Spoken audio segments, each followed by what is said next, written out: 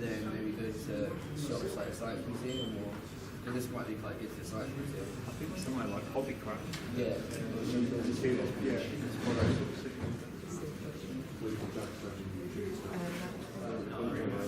You can actually build three-dimensional layers. At that point, you didn't have an idea of what you were going to do. Well, I knew.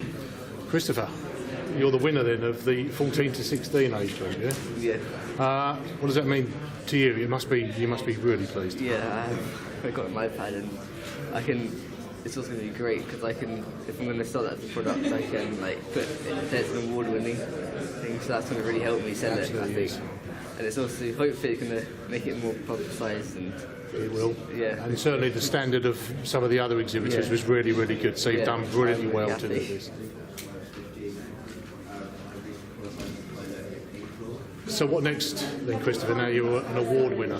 Hopefully I can get some demand into production. So I'll try and go on Kickstarter and start up a video. Well, I make a video, then I can to get all the prices, the exact prices, so I can get the people on Kickstarter the exact price, and then hopefully I'll get lots of money to kickstart the product. And so yeah, if I do get enough, then I can go into proper business. Have you any idea how much sort of money you're going to need for this type of thing? Is it? Well, I know I've got a quote for die cutting. The initial tooling cost to get the tools is £283, so it's not too bad. And then it's a third of the price if I do die cutting. So instead of costing £3.10 to make, it costs £1.09. I'm sure you'll get people queuing up for it. Well done anyway, Christopher. Thanks for talking to us. Ben Noor, you're the category winner, 17 to 19-year-old group, and this is your spherical wheel. I haven't seen this yet, so just tell me what it is and some of the background into its development. Okay, so the idea is that car wheels today you can only move about 30 degrees either way, which restricts the manoeuvrability of cars a huge amount. Now, if you can improve that and move it to 90 degrees either way, or in this case 360 degrees, just so you don't have any limitations, what you can do is you can park literally parallel. You can like drive up to a space, turn all your wheels 90 degrees to one side, and then you just move. You can translate motion to any angle you want. Wow. I could do with that. Yeah. Another thing that it does, which is another manoeuvre people kind of hate, which is three-point turn. If you can imagine turning the front two wheels 90 degrees clockwise and the back two wheels 90 degrees anti-clockwise, it has a turning circle with the centre of the car, so you don't have that huge space needed. You turn on the point. It sounds a fantastic idea, but how did you think of it? I mean, where did the idea come from? So originally it's kind of, I think my dad had a gyroscopic clock that has like rings that move around, and like I was playing with it one day, as I did when I was younger, just started taking it apart. I don't think he was best pleased, but yeah, I took it apart and I was just rolling it and I was holding the rim of it and like turning it around, and I was like, actually that has much more use than just like a clock or even a gyroscope. And then yeah, my TT teacher was like, how about you try that for your A-level?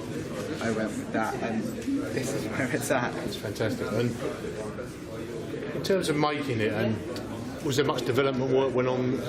Obviously, there's a lot of work went on before you even started to think about making this thing. Tell me about that. How did you actually put this idea into life? So my first prototype was actually made out of just laser cut wood. I just like made some wood disc and I bought a plastic ball off the internet that I drilled through. I was just spinning it and trying to work out whether that worked. This is my first big electronic design, which works on internal motor and this external motor, and that's how it works because you have independent control. Yeah, you can move the outer ring left and right, and the ball in the centre spins backwards and forwards. Excellent. But as you can see here, if you turn it too much, although in a car you don't need more than 90 degrees either way, it is just a limitation. So that's how I came up with this one, which uses copper rings, a bit like scale electrics, have contacts on the copper ring, so wherever it turns around, you always have connection. So this is the same concept. It's the same Same concept. application. Yeah, it's just Mark II. And so on this, what you have is you have the copper ring, and then you have these carbon contacts in here. And so they touch that, which in turn goes onto a second carbon ring, which you can see here and here.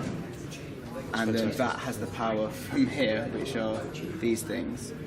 And that's how you get power into a ball, which is spinning 360 degrees in both directions. Now I'm sure if this catches on, it's going to be intensely popular. So for you, what's the next step? So at the moment I have a patent pending in the UK, and I think it's called a GUI, which is a global one that like protects me for 3 years until I decide. So it's just waiting for that to be searched and approved, seeing what it is, and then going. And in terms of your career path, what are you going to do? Well, if I can get in, I would love to go to Imperial to do design engineering. That's what I have enough. That's what we like to hear. Yeah, brilliant. And what does winning this competition mean to you? It kind of affirms to me that like the work I do is impressive, and there's something about me that's slightly special. I don't know. Yeah, brilliant. Yeah, I think Don't really know how to put that. that's a fair point. Anyway, well done. Many congratulations, and all the best with the rest of your career.